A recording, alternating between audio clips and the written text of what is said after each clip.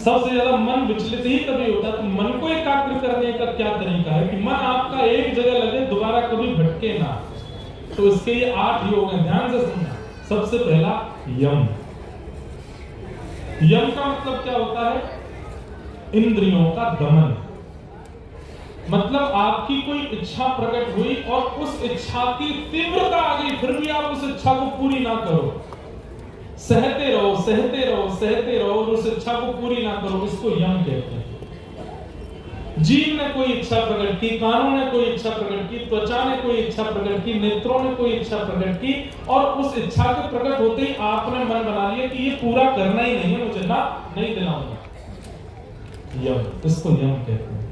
प्रारंभ यहीं से होगा। सब लोग ध्यान से सुनो, इधर देखो। यम। दूसरा है नियम। एक नियम तो बना, एक नियम, सद नियम सबके जीवन में होना चाहिए। कई लोग बोलेंगे महाराज जी हमारा है, सुबह उठते ही चाय पीते हैं, हमारा नियम। और ये नियम हमारा पिछले 25 वर्षों से एक दिन भी बेनागा चलता है। ऐसा नहीं, कोई भी एक नियम बना लीजिए, और वो नियम ऐसा होना चाहिए जिसमें शरीर को थोड़ा श्रम हो। मॉर्निंग वॉक नहीं, जिम नहीं, चाय नहीं, आदि आदि ये सब नहीं।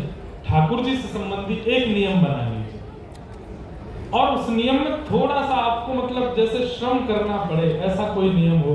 हम कह रहे हैं जैसे 11 दंडवत, 11 दंडवत का नियम ले लिया आपने, मैं 11 दंडवत किए बिना जाऊंगा नहीं, और फिर लगे महाराज सुबह सुबह वो 11 दंडवत भी ऐसे नहीं है, सीधे बिल्कुल हो करके, जैसे दंडवती परिक्रमा लगाते हैं, जैसे एक बार हाथ आगे करके फिर सर्वांगीण अंग से, माताएं साष्टांग करें 6 अंगों से, और भाई लोग जो है दंडवत करें बिल्कुल सीधी।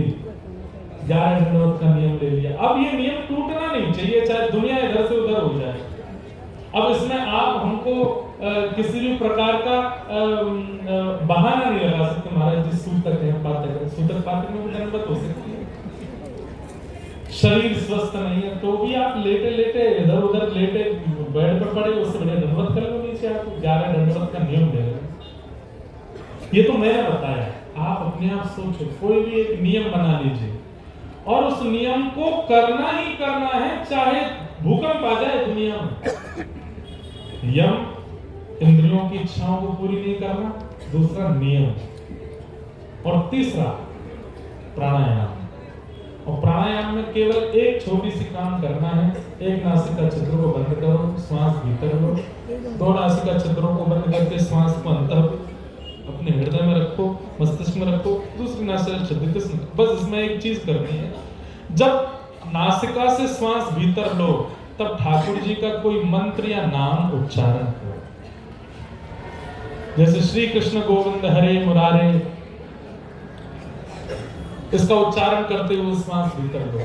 दोनों नासिका छिद्र बंद करके जब श्वास आपके ब्रह्मरंध्र में हो तब भी यही श्लोक बोलो, और दूसरी का नासिका छिद्र से जब श्वास छोड़ो तब भी ये मंत्र बोलो।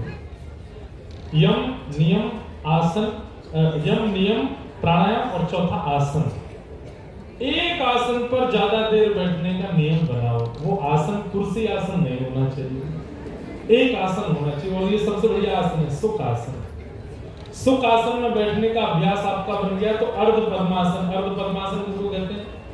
एक पैर ऐसे ऊपर कर दिए, अर्ध पद्मासन। और पूर्ण पद्मासन, दोनों पैर ऊपर, तलवे ऊपर की तरफ। ऐसे एक आसन पर बहुत देर बैठने का नियम बनाओ।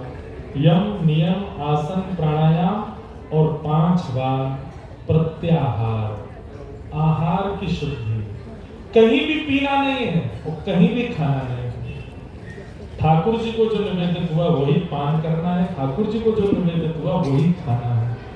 ये 5 नियम अगर आपने बना लिए, इन 5 नियमों को यदि आपने धारण कर लिया, तो बाकी के जो 3 नियम है वो आपको करने नहीं पड़ेंगे, अपने आप आपके पास आ जाएंगे। और वो 3 नियम कौन से हैं? ध्यान, धारणा और समाधि। यह ध्यान ही नहीं लग पाता, समाधि तो बहुत ऊंची बात है। मन अब चलो 5 मिनट के लिए आंख बंद कर लो, आपको क्या दिखे?